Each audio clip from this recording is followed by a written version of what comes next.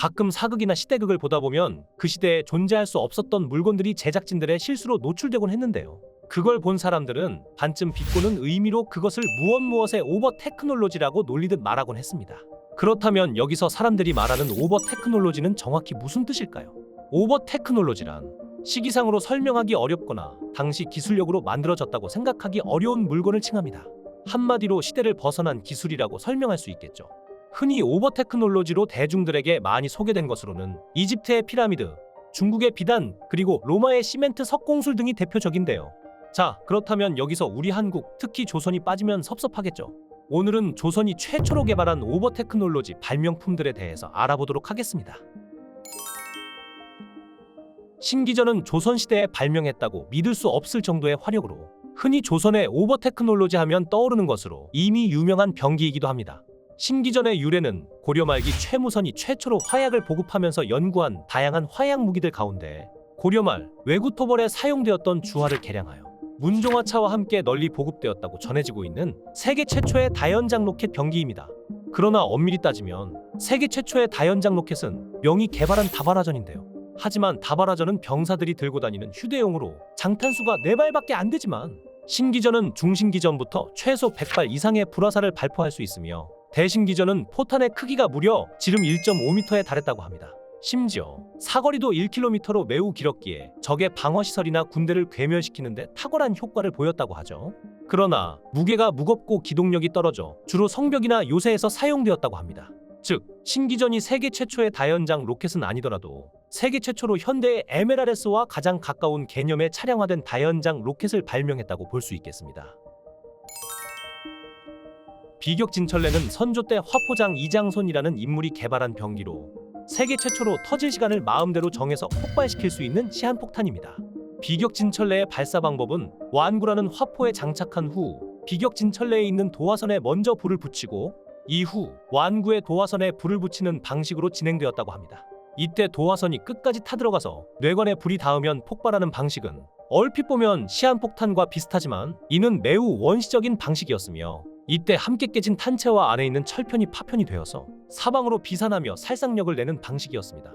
즉, 현대의 고폭탄과 비슷한 방식을 16세기 때부터 사용했다고 해도 과언이 아니죠. 비격진철레에 대한 기록은 조선왕조실록, 징비록, 향병일기, 학봉집, 정한위략 등의 사료에서 확인할 수 있으며 류성룡의 징비록에는 다음과 같이 기록되어 있습니다.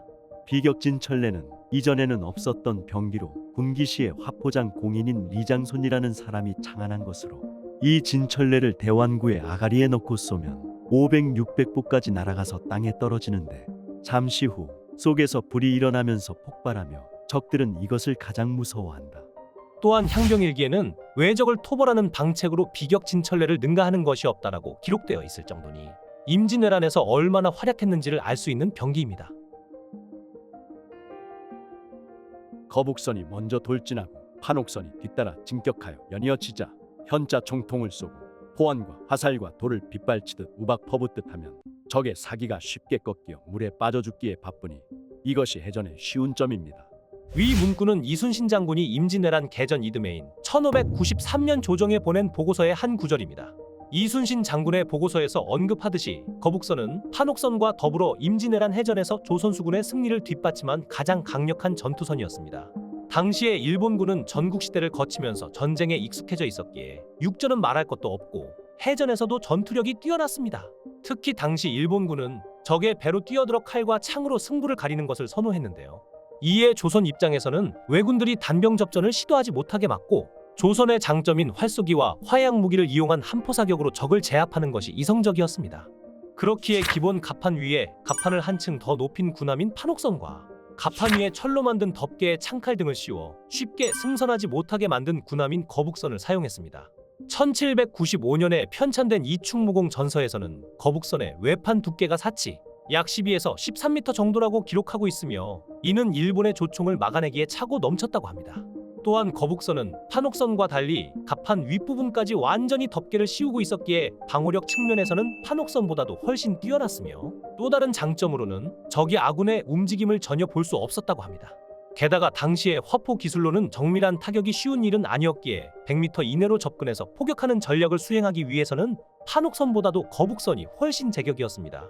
즉 거북선은 판옥선의 훌륭한 파트너이자 게임으로 따지면 딜러가 딜을 할 수 있도록 어그로를 끌어주는 훌륭한 탱커 역할이었다고 할 수 있습니다.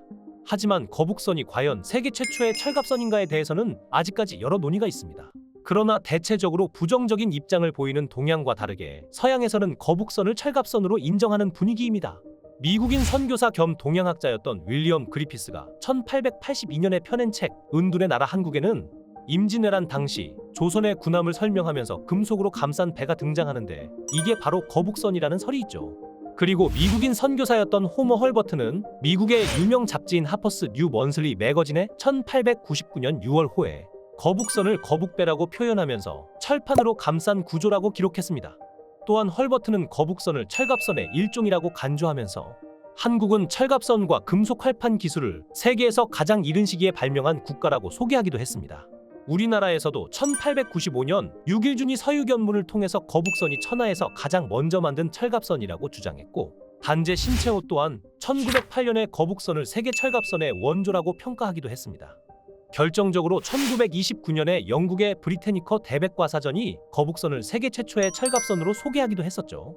게다가 최초의 본격적인 철갑선으로 인정받는 라 글로아함이 근대에 속하는 1850년대 말에 건조된 것을 감안하면 무려 16세기부터 본격적으로 전쟁에서 활약하기 시작한 거북선이 세계 최초의 철갑선으로 평가받는 것도 어느 정도 맞는 평가라고 여겨집니다. 무기는 설사 100년 동안 쓸 일이 없다 해도 단 하루도 갖추지 않을 수 없다. 우크라이나 러시아 전쟁이 벌써 2주년을 넘어가고 있습니다.